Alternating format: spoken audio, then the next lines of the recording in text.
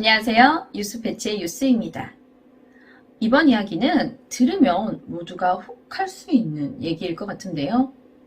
특히나 평소에 담력이 센 편이라 이런 기존 공포체험 같은 것에도 전혀 감흥을 느끼시지 못하신 분들이라면 더더욱 추천해드리고 싶은 이야기입니다. 바로 공포체험을 할 수 있는 집인데요. 체험에 성공만 한다면 상금이 2,500만 원이라고 합니다. 심지어 참가비는 무료입니다. 공포체험의 집인 매커메이 저택은 미국의 테네시, 알래스카, 샌디에이고까지 여러 곳에 위치하고 있는데요. 정식 명칭은 매커메이 매너입니다. 이곳은 러스 매커메이라는 사람이 자신이 어릴 적 체험했던 모든 귀신의 집들이 하나같이 아쉬워서 진짜 같은 공포 체험장을 만들고자 이 공동 운영자인 캐롤 슐츠와 함께 50만 달러, 그러니까 하나로 약 6억 이상의 돈을 들여 직접 공포저택을 만들어 체험할 수 있게 해놓은 곳입니다. 이게 기획부터 완성까지 대략 14년 정도 걸렸다고 합니다. 이곳이 미국의 새로운 핫플레이스가 된 이유는 기존의 유령의 집들과는 완전히 다른 이 체험 방식 프로그램인 이유도 있겠지만 무엇보다도 이 러스 매커메이가 자신있게 내놓은 공약 때문이었는데요. 바로 공포 체험을 끝까지 성공할 시 상금 2만 달러, 그러니까 하나로 약 2,500만 원을 주겠다는 것입니다. 심지어 일부 실패 시 500만 원 제외예요. 자, 그러니까 일부를 실패하더라도 이 공포 체험을 끝까지 마치기만 하면 약 2천만 원 정도를 받을 수 있다는 겁니다. 이 정도면 벌써부터 흥미가 생기시는 분들이 계실 텐데요. 자, 그러면 이 매커메이 저택 체험에는 어떤 프로그램들이 있고 가장 중요한 이 신청은 어떻게 하는지 알아보도록 하겠습니다. 일단 신청 방법부터가 굉장히 간단해요. www.매커메이매너.com 이 홈페이지에서 신청 및 예약이 가능하고 매주 금요일, 토요일에 체험이 가능하다고 합니다. 자, 그럼 이 공포체험 프로그램을 좀 볼까요? 이곳의 기본 테마는 참가자가 장기가 적출된 클론이 되어 이곳을 탈출하는 것이시지만 그 외에도 납치, 살인마의 공격, 피해로의 공포 등 여러 가지 프로그램들을 가지고 있는데요. 좀 상상하기 쉽게 설명을 덧붙이자면 텍사스 전기톱 살인사건, 사이코 등 이 호러 영화를 바탕으로 매커메이 저택을 개조했고 이곳의 프로그램들 역시 이런 고어틱한 호러 영화를 기반으로 만들어졌다고 생각하시면 됩니다. 참가자는 살인, 납치, 고문 테마 등 10여 개의 프로그램 중 하나를 선택하면 되고 이 공포체험은 보통 2시간에서 7시간까지 단계별로 존재한다고 하지만 사실상 대략 10시간 정도 걸린다고 합니다. 보통 유령의 집 별로 안 무서워하시는 분들 보면 어차피 저거 다 사람이잖아 라고 생각들을 많이 하시던데 이것도 마찬가지입니다.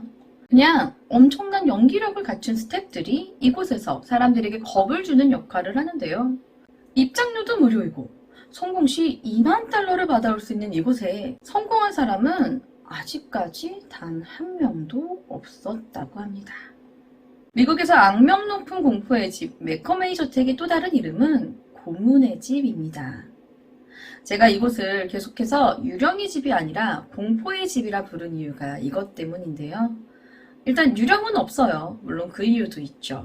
요즘 우리나라에서도 할로윈 시즌이면 각종 놀이공원들에서 기존 귀신들의 모습이 아니라 좀비를 테마로 한 공포체험으로 많이 바뀌게 됐지만 이런 체험들은 최대한 참가자들의 몸에 닿지 않고 겁만 주는 프로그램들이지라 사실 눈 딱 감고 걸어나가면 어느 정도 참을 만은 하겠지만 이 2만 달러의 상금이 걸려있는 매커메이 저택은 차원이 다르죠. 물론 프로그램마다 방법은 조금씩 다르겠지만 기본적으로 이곳은 잡히면 고문이에요. 아직까지 성공한 사람이 없는 이유도 이것 때문입니다. 이곳에선 뭉껴서 상자에 넣어져 피를 뒤집어 쓰기도 하고 얼굴에 테이프를 두르거나 헬멧을 씌워 물을 붓는 물고문도 가합니다. 아예 물속에 쳐넣기도 하죠. 잡히지 않으면 될 것 같나요? 이곳엔 사람 외에도 거미나 쥐, 뱀, 벌레 등 혐오감을 주는 장치들이 계속해서 작동된다고 하죠. 물론 물리적인 타격도 있어요.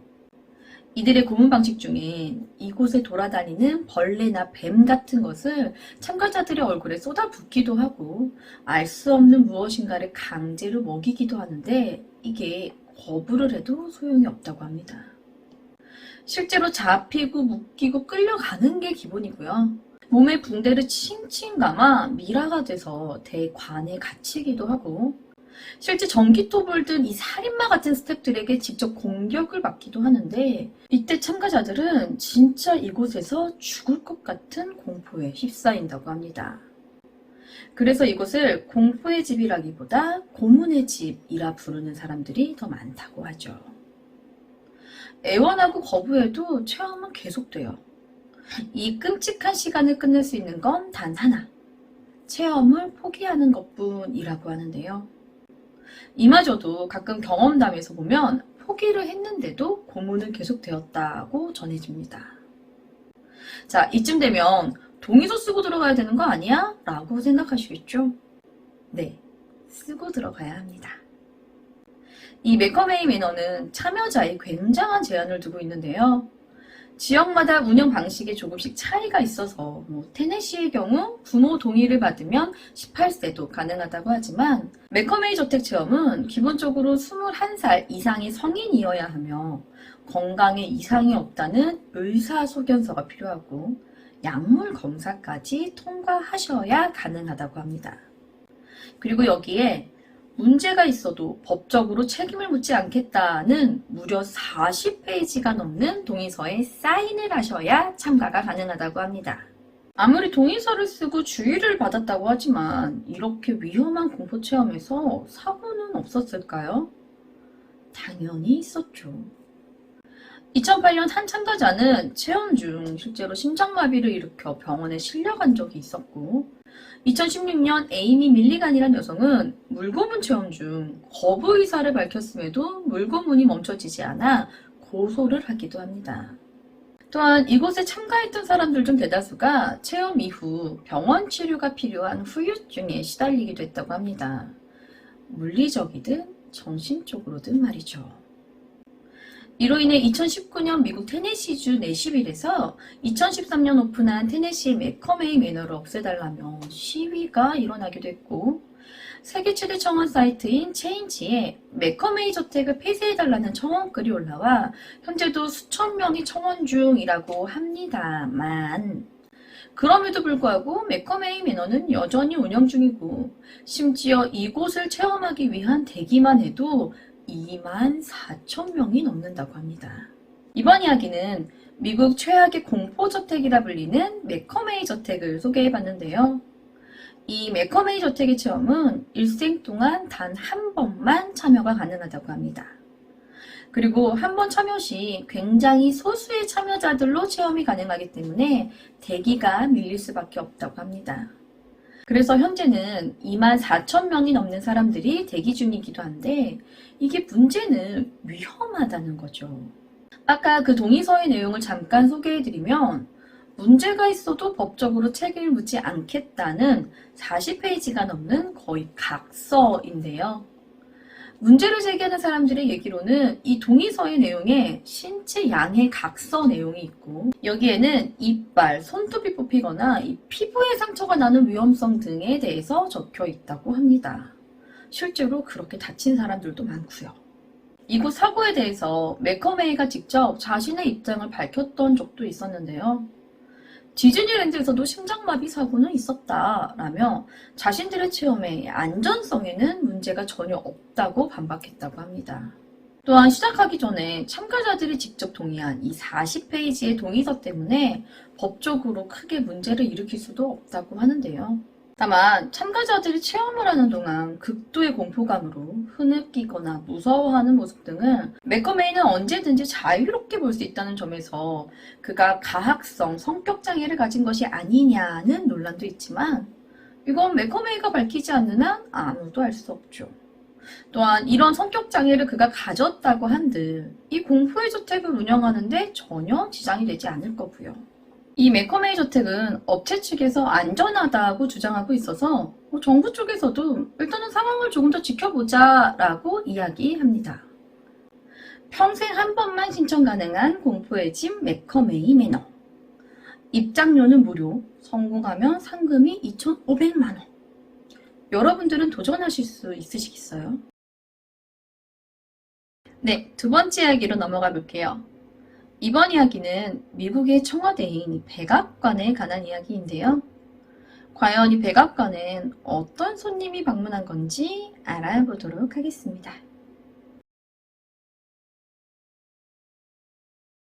백악관은 워싱턴 DC의 펜실베니아에 위치해 있는데요. 1800년 2대 대통령 존 애덤스부터 대통령의 직무, 주거지로 이용되고 있습니다. 그런데 이 유서 깊은 백악관이 돌연 1950년대 당시 33대 대통령이었던 해리 트루먼 대통령에 의해 재건축되는 일이 있었는데요. 백악관의 리모델링이야. 원래 대통령이 새로 취임할 때마다 한 번씩 개조할 수 있는 권한을 주는 건데 그게 뭐가 대수냐 싶겠지만 이 트루먼 대통령은 리모델링 정도가 아니라 백악관을 불도저로 싹 밀어버리고 다시 지어버렸다는 겁니다.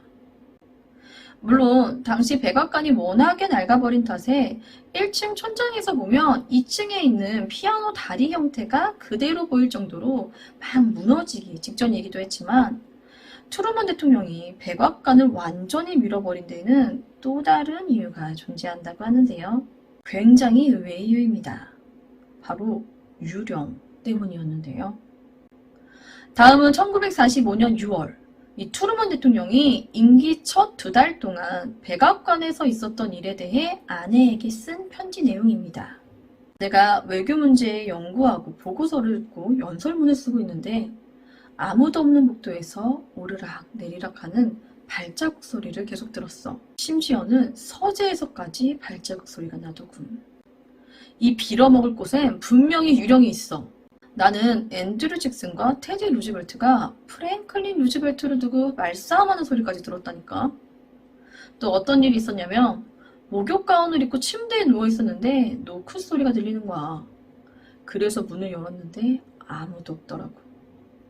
혹시나 해서 복도를 뒤져봤는데도 아무도 없더라고. 그래서 근처에 있던 방문들을 모두 잠궈버리고 다시 내 침실로 돌아갔는데 분명히 방금까지 있었던 내 침실에 발자국이 생겼더라고. 여기 계속 있다간 총 맞고 죽을 것 같아. 경호원한테 말했는데 이 시간에 분명 여기 없었대. 귀신들이 날 죽이기 전에 여보가 빨리 돌아와서 날 보호해주는 게 좋을 거야. 라고 쓰여져 있습니다. 백악관, 대통령의 편지, 그리고 유령이라니. 터무니없는 얘기 같지만 사실 이곳 백악관은 이미 오래전부터 유령이 떠돌기로 유명한 곳이었는데요.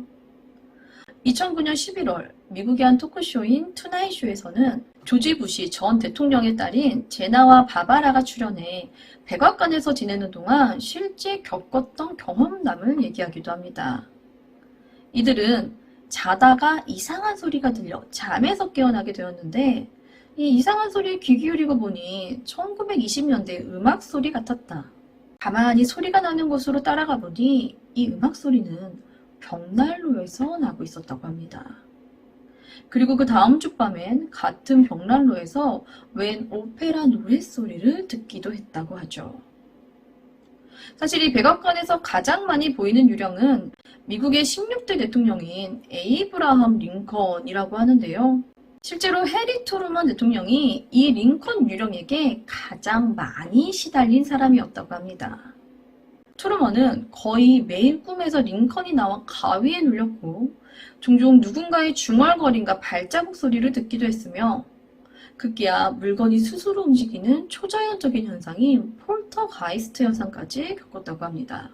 그러자 평소에도 한 손가락이로 유명했던 이 트루먼 대통령은 백악관이 낡았다는 것을 공식적인 이유로 그동안 수영장을 만든다던가 테니스장을 만드는 등의 기존 대통령들이 해왔던 리모델링과는 전혀 다르게 이 백악관을 불도저로 완전히 밀어버리고 재건축을 하게 됩니다. 자, 이쯤 되자 유령들도 이건 너무했다 싶었는지 이후 자주 출몰하던 유령들이 이 트루먼의 제의기간 동안에는 백악관에서 단 한 번도 모습을 보이지 않았다고 하는데요. 요즘 역시도 어쩌다 한 번씩 나오는 정도라고 합니다. 신기한 건 이곳에서 가장 많이 목격된다는 에이브라함 링컨 대통령 역시 이 백악관에서 지내는 동안 기이한 일을 겪었던 것으로 알려져 있는데요. 1861년 대통령이 당선된 직후 링컨이 집무실에서 거울을 봤는데 자신의 얼굴이 시신마냥 창백하게 보였다고 합니다.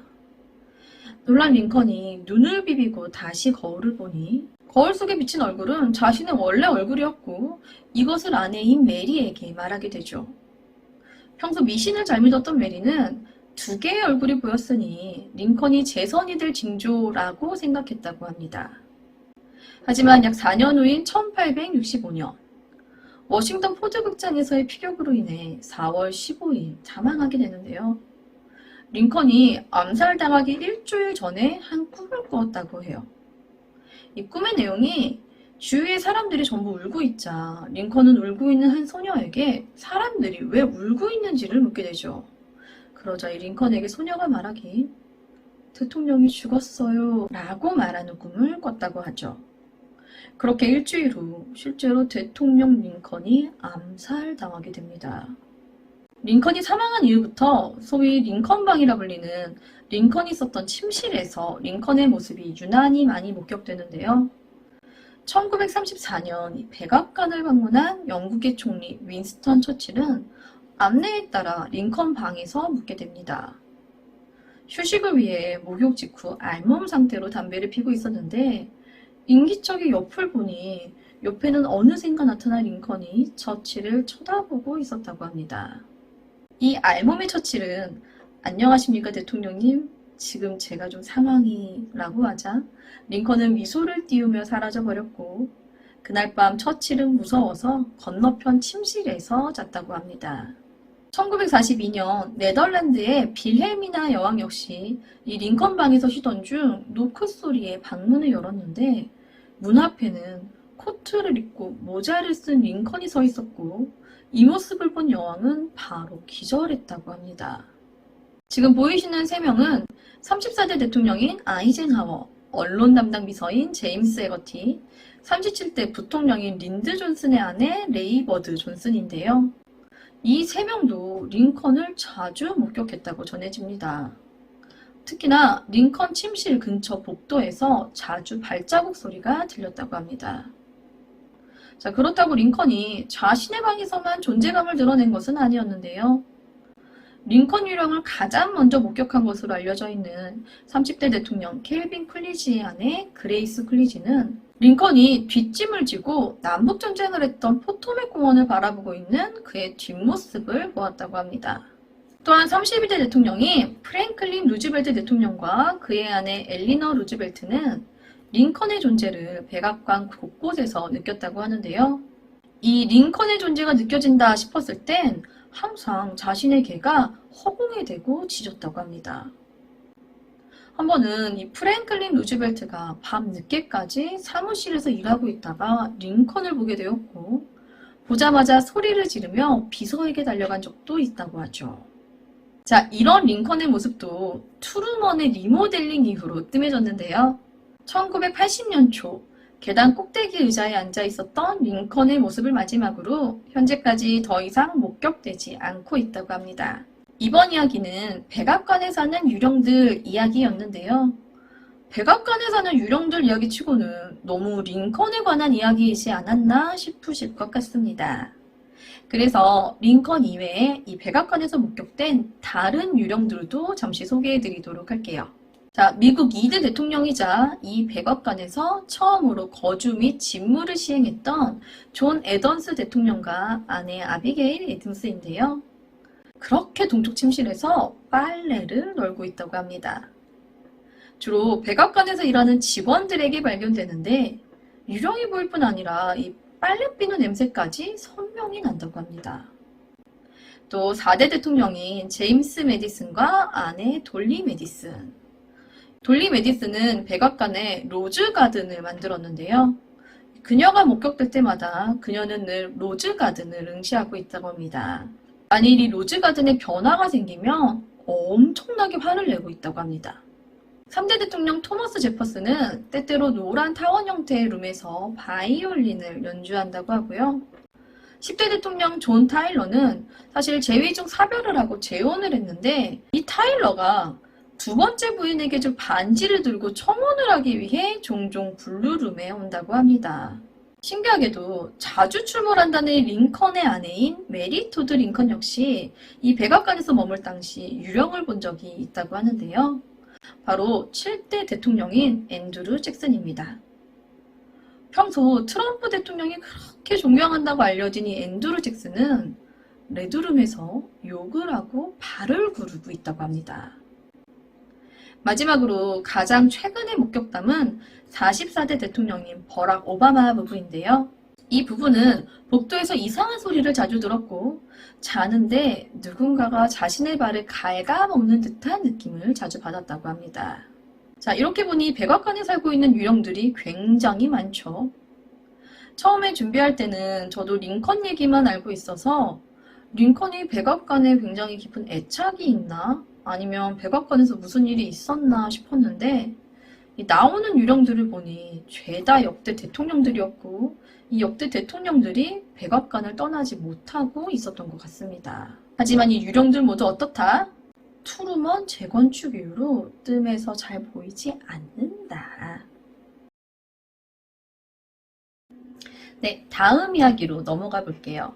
오랜만에 사건 이야기를 할 건데요. 2001년 언론을 통해 한 남성이 공식 발표를 합니다. 자신이 조국인 영국으로 돌아가겠다는 내용이었는데요. 그러자 영국 언론들은 이 남성의 귀국 장면을 취재하기 위해 치열한 경쟁을 했고 영국의 대중잡지 더 선은 40만 파운드의 그의 귀국 장면을 독점 취재합니다. 과연 그가 누구였기에 영국 언론들이 그의 귀국 장면을 취재하기 위해 이렇게 치열한 경쟁까지 해야 했을까요? 이 남성의 이름은 로널드 빅스인데요. 본명인 로널드 빅스보다 애칭인 로니 빅스로 더 많이 알려져 있는 인물입니다. 이 로니가 유명한 이유는 현재까지도 영국 역사상 가장 대담한 강도 사건이라 일컫는 영국 대열차 강도 사건의 주범 15명 중 한 명이기 때문인데요.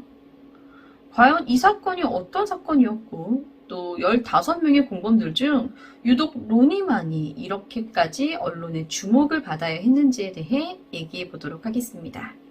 때는 1963년 8월 8일 새벽 런던의 왕립 우편 열차인 기관차 D316은 우편과 예금을 싣고 스코틀랜드의 글래스고를 떠나 런던으로 향하고 있었습니다.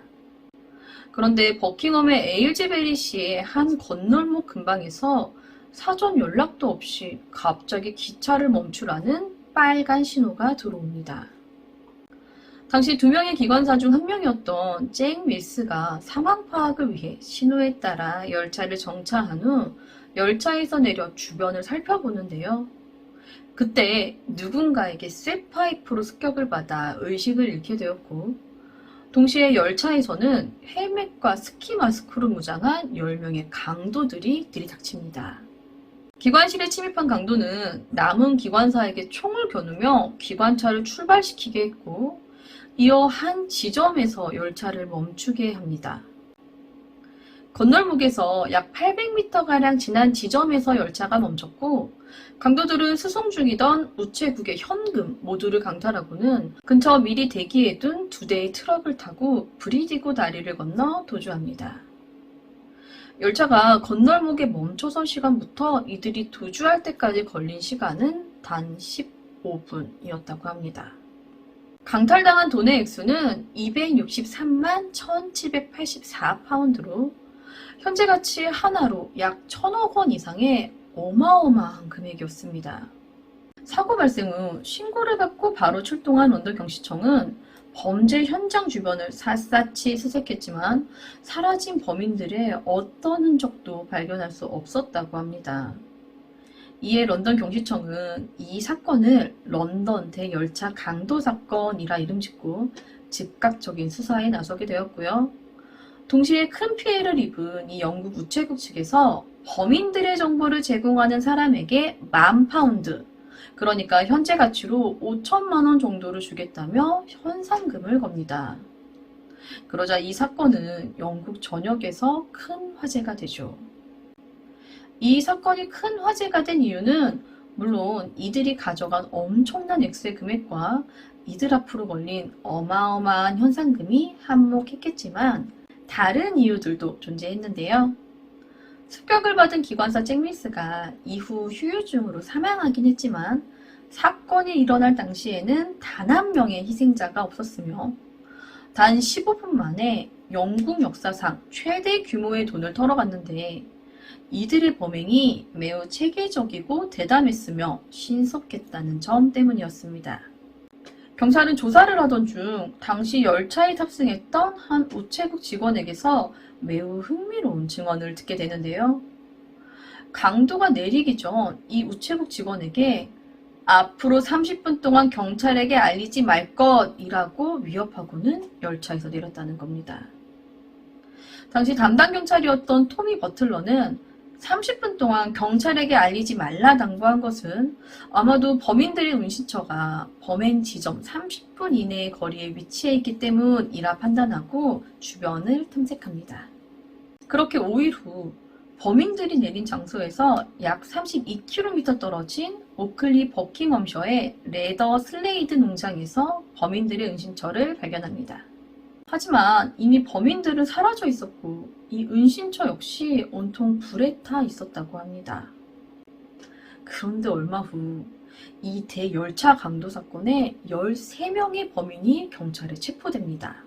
런던 경시청의 발표에 의하면 이 사건의 주동자는 브루스 레이놀즈이며 15분 만에 완벽한 범행이 가능했던 것은 브루스 레이놀즈가 구입한 한 추리소설 작가의 시나리오 덕분이다 라고 하는데요.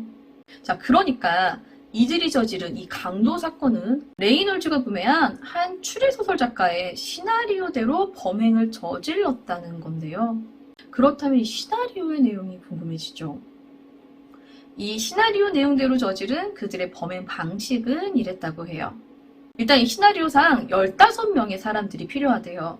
그래서 레이놀즈가 15명의 갱단을 조직했고 이들은 실행팀과 지원팀으로 나뉘게 됩니다. 1963년 8월 8일 새벽에 열차가 이곳 건널목을 지나갈 것을 미리 알고 하루 전인 8월 7일 늦은 밤 건널목에 선로 신호기를 미리 조작해두어 사건 당일 열차를 세웁니다. 그리고는 미리 파악해 놓았던 현금을 실은 열차칸에 현금만 덜어 대기시켜 놓은 차량으로 도주해 돈을 나눈 후 뿔뿔이 흩어졌다고 합니다. 이들의 범행이 신속할 수 있었던 이유는 열차를 세우면서부터 도주하기까지 모두 각각의 역할이 이 시나리오에 정확하면서 체계적으로 구분되어 있었기 때문이었다고 합니다. 보통 범죄를 저지를 때 사람들이 소수로 움직이는 게 물론 신속성의 문제도 있겠지만 범죄 정보에 대해서 유출이 될 부분을 우려하기 때문이라고 하는데요. 이번 강도 사건은 15명이나 되는 많은 사람들이 함께 범행을 모의했음에도 이 범행 정보가 전혀 새지 않았다는 점은 굉장히 이례적이라고 합니다. 강도들은 범행 후 은신처에 기거하며 돈을 나눴고 흩어지기 전 증거인멸을 위해 따로 6명을 고용해 은신처를 불태우게 했는데요. 이 고용된 6명이 뒤처리를 완벽하게 하지 않아서 범인들의 지문이 발견되게 되며 범행이 가담한 15명 중 2명을 제외한 13명을 체포할 수 있었다고 합니다. 그런데 대체 왜 15명의 주범들 중 유독 로니 빅스만이 이렇게 유명해져야 했냐는 거죠. 심지어 주동자인 브루스 레이놀즈보다 말이죠. 1964년 4월에 재판에서 법원은 체포한 13명의 주범들에게 각각 25년에서 30년형을 선고합니다. 이때 로니 빅스는 30년을 선고받았다고 해요. 이들은 각각 흉악범들이 지내는 교도소로 보내졌고 로니 빅스 역시 영국 런던 남부에 위치한 원스워드 교도소에 수감됩니다. 하지만 15개월 뒤인 1965년 7월 돌연 로니 빅스의 탈옥 소식이 들리죠. 누군가 밖에서 던져준 밧줄로 감옥 담장을 넘으며 탈옥에 성공했다는 건데요. 경찰은 로니 빅스가 누군가의 도움으로 탈옥에 성공했다는 사실에 주목해 그를 잡으면 그동안 잡을 수 없었던 2명의 공범을 잡을 수 있을 것이라는 확신을 가지고 수사에 총력을 다합니다만 로니 빅스는 쉽게 잡히지 않습니다. 빅스는 가지고 있는 돈으로 대대적인 성형수술을 하며 얼굴을 바꿨고 위조한 여권을 통해 프랑스와 호주, 파나마를 거쳐 1970년 브라질 리우데자네이루에 정착합니다. 그런데 대대적인 성형이라고는 하는데 사진 보시면 이 성형 전과 성형 후가 다른 걸 전혀 모르겠지 않아요? 제가 보기엔 그냥 조금 후덕해진 정도인 것 같은데 이 정도면 굳이 수술을 하지 않아도 그냥 살만 좀 찌워도 되지 않았을까 싶습니다. 어쨌든 기사상 대대적인 성형수술로 자신을 알아볼 수 없게 했다라고 나와 있어요. 하지만 이런 대대적인 성형수술을 한 빅스를 용케도 알아본 경찰들 덕에 브라질에서 체포가 되기는 하는데 이 브라질 법에 의해 영국으로 인도하지는 못하고 그냥 풀어줄 수밖에 없었다고 합니다. 이 브라질 법이 외국인 범죄자라 할지라도 현지인과 결혼해 자녀를 둔 경우 다른 나라로 인도하는 것을 허락하지 않는다고 해요.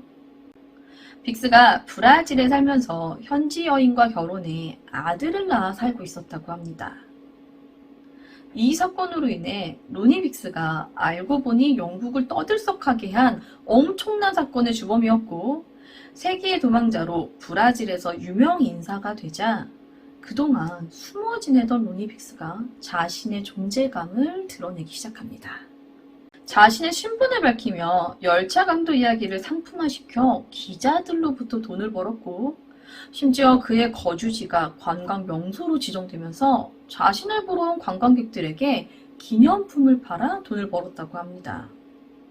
또한 빅스는 영화 주제가 음반을 발매하기도 하고 수차례 영국에 위장 잠입하여 대열차 강도 다큐멘터리를 촬영하기까지 합니다. 1975년에는 영국의 밴드 섹스 피스톨즈의 초청으로 싱글 앨범을 발표하기까지 하며 누구나 부러워할 만큼의 유명 인사로서의 삶을 살았는데요. 이렇게 유명해지자 한때 빅스에게 걸린 엄청난 현상금으로 인해 바베이도스로 납치된 적도 있었다고 해요. 하지만 이 바베이도스 역시 영국과 범인 인도 협정이 맺어지지 않아서 송환이 되지 못했고 운 좋게도 그냥 풀려났었다고 합니다. 이렇게 어이없게도 부를 축적하며 살던 빅스가 1994년 런던 대열차 강도 사건의 내막을 쓴 자서전을 발간하게 됩니다. 그런데 여기에 뜻밖의 내용이 실리게 되는데요. 자신은 사건의 주동자라고 하는 브루스 레이놀즈라는 사람을 잘 모른다는 겁니다. 자신은 레이놀즈가 아닌 다른 지인의 부탁으로 기관차에 올랐으며 내가 맡은 일은 돈을 트럭에 던져 넣는 일뿐이었다는 거죠. 그리고 이건 자신뿐 아니라 15명의 공범 모두 서로 모르는 사이였고 단지 누군가에게 들은 각자의 역할만 알고 범행에 가담했다고 합니다.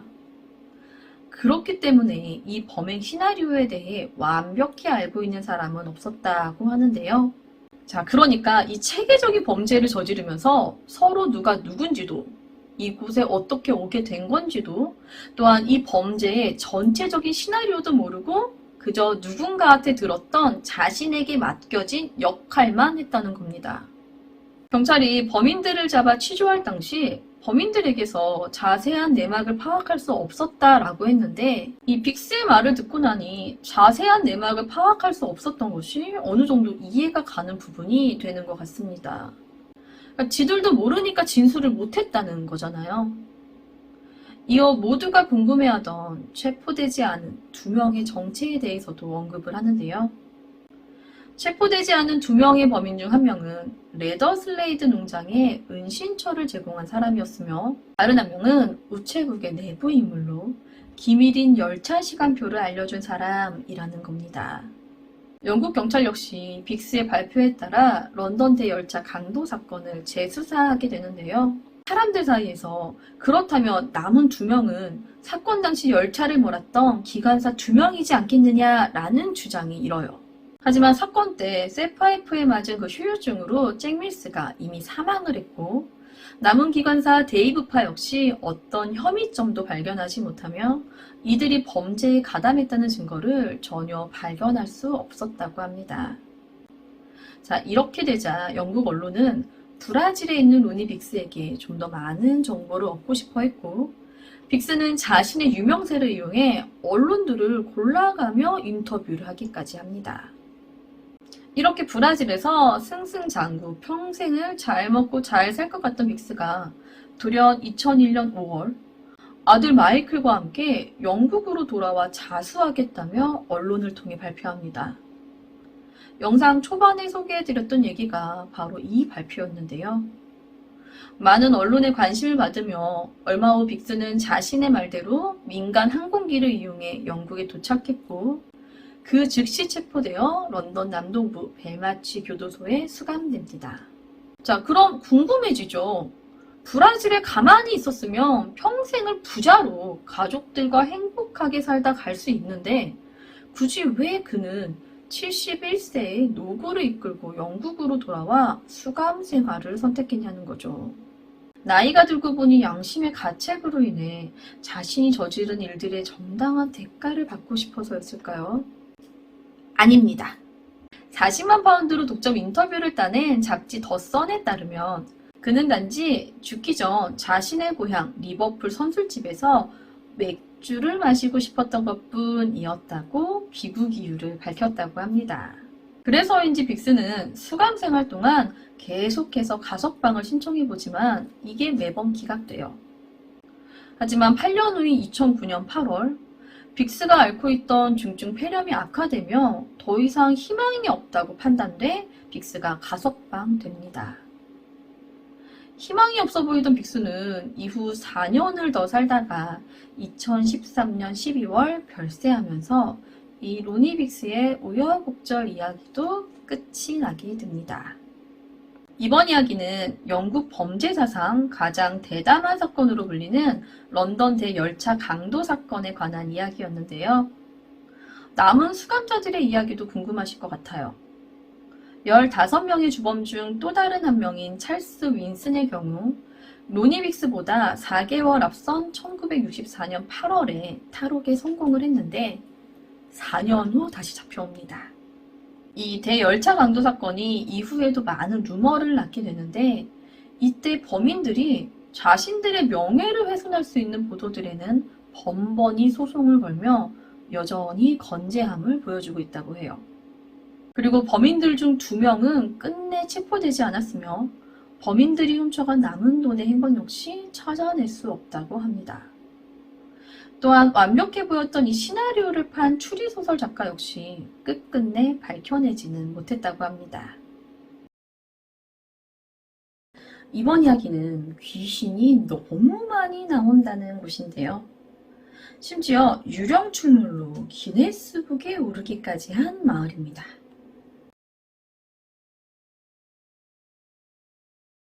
(1973년) 영국 켄트 지방에 위치한 플러클리 마을에서 자정이 가까이 된 시간 시끄러운 악단의 연주 소리가 마을에서 들렸고 이 음악 소리에 잠을 깬 사람들은 대체 누가 이 시간에 음악을 연주하는지 보기 위해 창문을 엽니다. 창문을 열고 보니 옛날식의 복장을 한 악단이 연주 음악을 흘리며 길가를 지나가는데 자세히 보니 그들은 오래된 고풍스러운 옷을 입고 과거 장례식용 음악을 연주하며 지나가고 있었습니다. 이것을 본 마을 사람들은 모두 문을 걸어 잠근 뒤 이 공포스러운 밤이 지나가기만을 기다립니다. 다음날 마을 회관에 모인 주민들은 대체 전날 밤 누가 음악 연주를 한 거냐라는 질문들을 서로 했고 그때 악단이 지나가는 길목에 위치하고 있던 집의 주인인 제롬 해미 씨가 놀라운 이야기를 합니다. 바로 그 악단원들이 자신의 집을 돌아서 간 게 아니라 그냥 통과해서 지나갔다는 겁니다. 이 악단원들은 집을 통과하면서 이 방에 있는 집주인을 보고는 마치 살아있는 사람처럼 모자를 들어 옛날식 인사를 하고 지나갔다고 하는데요. 이 이야기를 누가 믿을 수 있을까요? 마을 사람들 역시 믿지 못하겠다 했죠. 그런데 그 후 한밤중 다시 한번 같은 악단이 마을을 지나갔고 제롬 해밀은 마을을 돌아다니며 집집마다 문을 두드리면서 자신의 집에 와서 지금 확인해보라고 말을 했지만 마을 사람들은 그날 모두 겁에 질려 아무도 나와보지는 못하고 창문으로 악단들이 그 집을 실제로 통과하는 모습을 보았다고 합니다. 이 플러클리 마을은 지도상 영국의 아래쪽이며 프랑스와 사이에 있는 도버 해협과 가까운 곳에 위치한 마을인데요.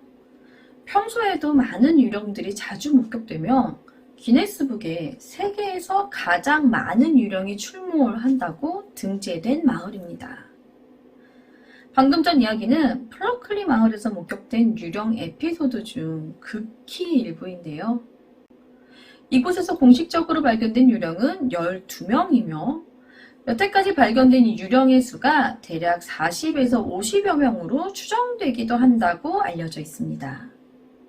심지어 이 발견된 유령들은 모두 실제로 이 마을에서 살던 사람들이거나 이곳에서 숨진 사람들이라고 합니다. 그래서 세계적으로 고스트 스팟을 찾는 관광객들의 발길이 끊이지 않는 곳이기도 하죠. 물론 이곳을 방문한다고 해도 유령들의 컨디션에 따라 보이기도 하고 안 보이기도 할 거고 그저 여기서 이런 유령이 나왔다라는 안내를 듣고 잠시 장소를 둘러보는 정도의 관광뿐이지만 유령을 보고자 하는 사람들의 발길이 끊이지 않고 있다고 합니다. 이곳에서는 가장 유명한 유령의 존재가 12개 정도인데 제일 자주 보인다고 해요. 잠시 소개를 해드릴게요. 자, 첫 번째는 소리 지르는 남자입니다. 이 마을에 무너지는 점토벽에 깔려 질식한 남자의 유령이라고 해요. 보통은 이 남자의 고통스러운 소리만 이 벽돌 사이에서 들리는데 가끔은 남성이 진짜로 나타나기도 한다고 합니다. 두 번째는 홍시 여자. 끔찍하게 불에 탄 모습으로 발견이 되는데요. 교차로의 다리에서 홍시를 팔던 집시 여인이라고 합니다. 세 번째, 빨간 장미 여사. 플러클리 마을에 어느 토굴 안에 묻혀 있다고 전해지는데요. 아이를 사산하고 그 충격으로 사망한 여성이라고 해요. 빨간 장미와 함께 묻혀서 빨간 장미 여사라고 부르는데 이 여인이 계속해서 자신의 죽은 아이를 찾아 헤매고 있다고 합니다. 네 번째는 하얀 더림 여사.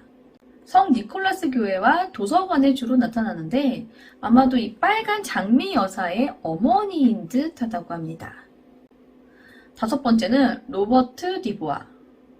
고속도로의 시설 요원이었는데 누군가에게 찔려서 죽임을 당했다고 합니다. 보통 나무 뒤 모퉁이에서 나타나 사람을 뛰어넘고 다닌다고 합니다. 여섯 번째는 말과 마차. 말이 끄는 검은색의 마차가 지나가는 것을 마을 사람들이 종종 보곤 한다고 하는데 이 마차가 주로 유령들이 출몰하는 곳들을 지나다닌다고 합니다. 일곱 번째는 장미 여자. 로즈코트라는 집에서 나타나 사람들을 괴롭히는 유령인데요. 독을 묻힌 과일을 먹고 자살한 것으로 알려져 있으며 그렇게 집과 정원 근처에서 개들을 불러댄다고 합니다. 여덟 번째는 유령 수도사. 그레이스톤스라는 집에 나타나는데 얘 역시도 사람들을 괴롭힌다고 해요. 왜 괴롭히는지까지는 알 수 없는데 살아생전 장미 여자와 부정한 연인 관계였던 것 같다고 합니다. 아홉 번째, 파쿠 우주대령. 교수형에 처해져서 죽은 사람이라고 해요. 군복을 입고 숲을 걷곤 하는데 이 유령 같은 경우는 너무 살아있는 사람 같아서 봐도 유령인지 모르는 경우가 많다고 합니다. 열 번째는 핀노크 유령. 이 핀노크라는 집 근처의 풍차에서 사람들을 괴롭히는데 이곳이 지금은 폐허가 된 곳이라 관광객들 외에는 이곳을 들리지 않는다고 해요. 이 유령은 폭풍 전에 자주 나타나기 때문에 목격되면 이 마을 사람들은 폭풍을 대비한다고 합니다. 11번째, 핸디 터프. 스마트 스쿨의 교장이었는데요. 갑자기 실종되었고 어느 날 땅속에서 시신으로 발견이 되었는데 발견 당시 목이 없는 상태였다고 해요. 그래서 그가 죽었다고 추정되는 이 부근의 나무 근처에서 목이 없는 형태로 자주 보인다고 합니다. 마지막 12번째는 소리 지르는 숲. 이건 유령이라기보다는 유령들이 사는 장소인 것 같은데요. 플러클리 마을 옆에 있는 숲이며 더링우드라고 부른다고 합니다. 여기 근처에 가면 유령들이 소리 지르는 게 들린다고 해요. 마을 사람들이 이곳을 소리 지르는 유령이 있는 숲이 아니라 소리 지르는 숲이라 부르는 이유는 이 비명 소리가 유령의 소리라기보다는 숲 전체가 비명을 지르는 것 같기 때문이라고 합니다. 마을 사람들의 이야기에 따르면 1800년대 이 소리 지르는 숲인 더링우드에서 비명을 지르는 유령을 시작으로 각종 유령이 나타나기 시작했다고 합니다. 이 소리 지르는 숲에 관련된 에피소드가 하나 있는데요. 1991년에 경찰관까지 동원해서 직접 유령을 확인해 보겠다는 관광객이 있었다고 합니다. 할로윈 날 밤 기네스북에 세계에서 가장 많은 유령이 나타난다는 마을의 진실을 밝히겠다며 경찰을 대동한 관광객들이 도착을 했죠. 이들은 경찰관과 함께 일명 소리 지르는 숲으로 들어갑니다. 그런데 안개 속에서 누군가 소름 끼치게 비명을 지르는 겁니다. 모두가 소리가 들리는 곳으로 시선이 향했고 숲풀 사이에서 몸이 투명한 남자를 발견하자 모두 달아납니다. 흥분한 이들이 마을에 돌아온 후 마을 기물을 파손하고 실신하는 등 기이한 행동을 보이기까지 했다고 합니다. 자, 이렇게 초자연적인 현상으로 유명해지면 누가 오겠어요? 바로 조사를 하기 위해 카메라를 들고 사람들이 올 텐데요. 이곳 역시도 한 번은 초자연 현상 연구 모임에서 이곳을 관찰하기 위해 마을 곳곳 카메라를 설치해두고 조사를 시작해요. 하지만 유령은 보이지도 않았고 밤새 개 한 마리만이 이 동네를 유유히 돌아다니며 가끔 짖기도 했다는데요. 날이 밝고 대실망한 연구팀이 혹시 카메라에는 뭐라도 찍힌 게 없을까 하고 설치해둔 카메라들을 모두 모아 확인을 해보는데 찍힌 게 아무것도 없었다고 합니다. 심지어 밤새 돌아다니던 개까지도 말이죠. 자, 그렇다면 왜 유독 이 플러클리 마을에서만 유령들이 자주 목격되는 걸까요? 일단 이곳에 사는 주민들은 마을 입구에 위치한 이 공동묘지가 유령들을 불러 모은다고 추측했어요. 이 부분에 대해서 분석가들은 과거에 이 유령들 저마다의 비극적인 죽음들이 이유가 되기도 하겠지만 이곳이 지질학적으로 자기력이 강한 영역이기 때문이라고 하는데요.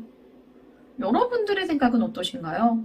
사연 없는 죽음 없다고들 하듯이 이런 비극적인 죽음이 비단 이곳에서만 생긴 것은 아닐 거고 만약 그런 식이라면 사실상 전쟁터가 가장 많이 유령이 출몰되어야 되는 게 맞는 거잖아요.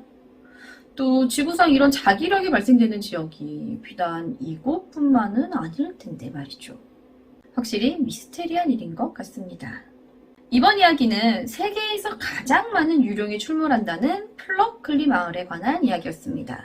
이 플러클리 마을은 1989년에 기네스북에 등재된 후 각종 TV 프로그램과 영화에 소개되고 있는데 아무래도 유령 자체가 과학적으로 증명되지 않은 부분이다 보니 논란이 많아서 현재는 기네스북의 플러클리를 검색해도 이 내용이 뜨지 않는다고 해요.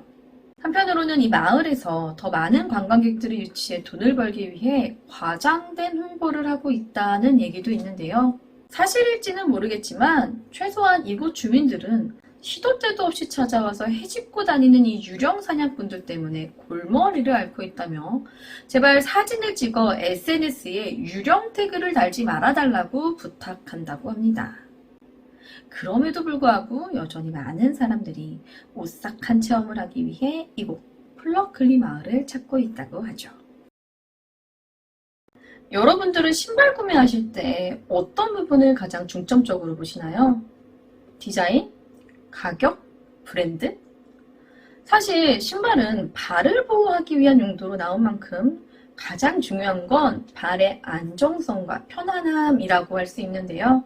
아무래도 패션에 대한 관심도가 높아짐에 따라 이 신발 역시 패션의 소품 중 하나로 보게 되면서 요즘은 신발을 구매할 때 자신의 발에 편안하게 딱 맞는 제품보다는 본인이 선호하는 브랜드와 디자인을 가장 우선시하는 것 같아요. 이번 이야기는 디자인이나 브랜드에 맞춰서 신는 요즘과는 다르게 자신의 발에 딱 맞는 편안한 신발을 추구하던 시기에 일어났던 이야기입니다.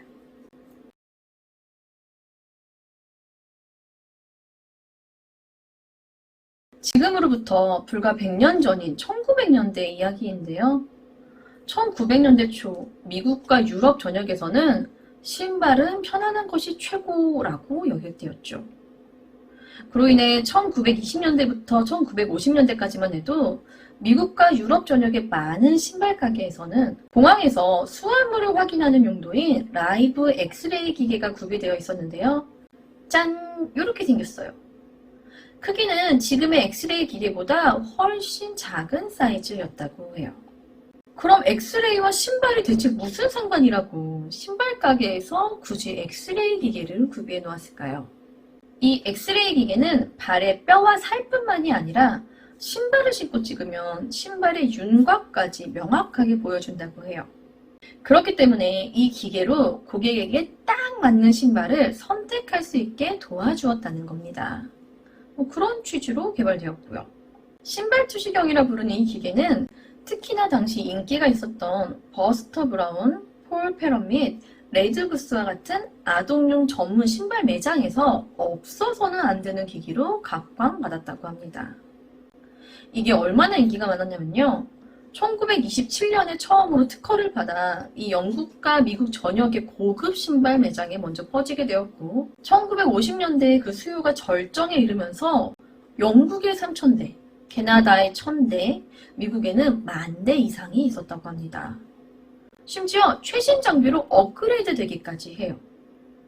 새로 나온 신발 투시경의 이 형광 투시 장비는 최첨단 기술이었고 일반적인 신발 착용 방법을 보완했으며 엑스레이 신발 착용자라고 부르기도 했다고 합니다.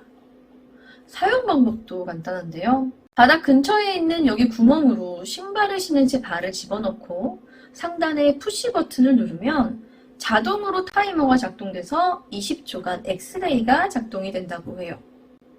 그렇게 발을 투과한 엑스레이가 상단의 유리 스크린에 발의 형상을 나타내어 확인이 가능하다고 합니다.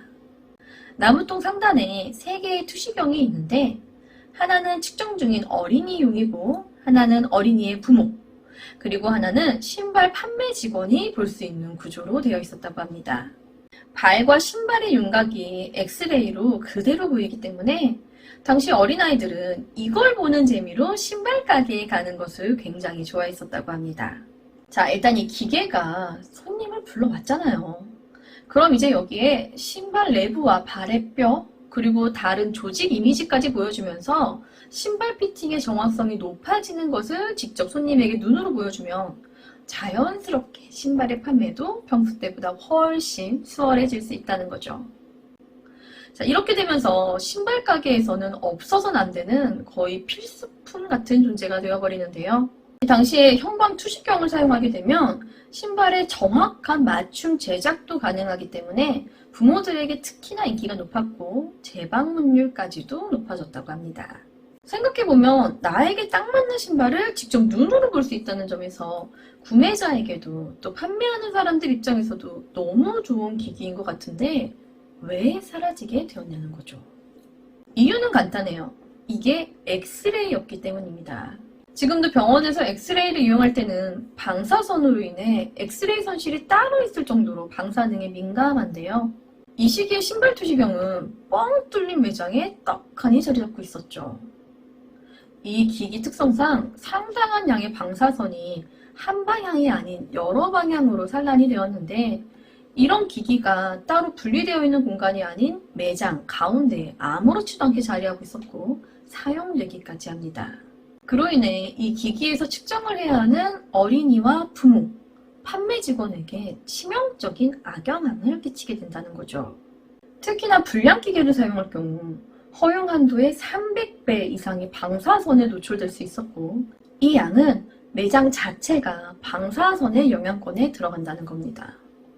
그렇다면 매장의 다른 손님들까지도 방사선 노출에 영향을 받는다는 얘기가 되는 거죠. 많은 사람들 중 가장 위험한 사람은 단연 매장에서 일하는 판매원들이었겠죠. 하루 종일 방사능에 노출되다 보니 방사선 화상의 증상 같은 오른쪽 다리와 발에 심한 통증과 피부 손상을 입게 되었다는 사례가 나오게 됩니다. 이 판매원은 하루 평균 15에서 20회 정도의 신발 투시경을 작동시켜야만 했고, 위험하지 않다는 것을 어린이들에게 보여주기 위해 겁에 질린 아이들에게 직접 자신의 발을 집어넣고 찍는 시범을 수차례 보이기도 했다고 합니다. 1946년 미국 표준협회는 장치가 방출할 수 있는 방사선의 양을 제한하는 신발 장착형 투시경 제조 지침을 발표하게 됩니다. 또한 신발 매장 고객들을 대상으로 1년에 12회 이상 검사를 받지 말 것을 촉구하는 경고 표지판을 기계에 부착하도록 명령합니다. 2년 후인 1948년, 미국 40개 주에서 안전조사를 실시하는데요. 충격적이게도 전체 장비 중 무려 75%가 안전하지 않다는 결과가 나왔다고 합니다. 그로 인해 1950년에 첫 번째 경고가 발령되었고, 서서히 신발 투시경이 상점에서 사라지기 시작하는데, 이 신발 투시경이 시장에서 완전히 사라지기까지는 30년 정도가 더 걸렸다고 합니다. 그러니까 1980년대 초까지만 해도 미국과 유럽에서 이 신발 투시경이 남아있는 곳들이 아직 있었다는 거죠. 이번 이야기는 발의 건강을 위해 몸의 건강을 내어줘야 했던 신발 투시경에 관한 이야기였는데요. 사실 이 신발 투시경의 원래 용도는 세계 1차 대전 당시 부상당한 군인의 발을 군화를 벗기지 않고 촬영할 수 있게 하기 위한 것이었다고 해요. 그러던 게 1920년 보스턴에서 열린 신발 박람회에 소개되면서 이슈가 되었던 것이었는데요. 사실 신발 투시경이 특허를 받았던 이 1927년에 암 발병률과 만성적인 방사선 노출 사이의 연관성을 입증하는 논문이 발표되었지만, 위험 수준의 수치를 파악할 수 있는 데이터가 충분치 않아서 위험성이 대두되지 못했다고 합니다. 당시가 1900년대 초잖아요. 예전에 제가 소개해드렸던 이 길버트 장난감이 대유행을 했었던 시기와 같은 시기란 말이에요. 방사능의 위험성을 전혀 인지하지 못했던 시기였기 때문에 가능했었던 사고라고 볼 수 있는데, 그때가 길버트 장난감, 방사능 치약 등 이 일상생활용품부터 오늘 소개해드린 신발 투시경까지 사람들의 일상생활에서 방사능은 지금의 전자파처럼 되게 흔한 물질로 인식되었던 거죠. 이 시기에 미국 전역에서 10세 미만의 소아백혈병 환자 수치가 2배 이상 급증을 했었지만, 그때는 방사능 때문이란 걸 전혀 알 수 없었죠. 그런 걸 보면 확실히 방사능에 대한 조심성이 어느 정도로 부족했는지 알 수 있을 것 같습니다. 안타까운 일이죠. 오늘 준비한 이야기는 여기까지입니다. 저는 뉴스피치 유스였습니다. 감사합니다.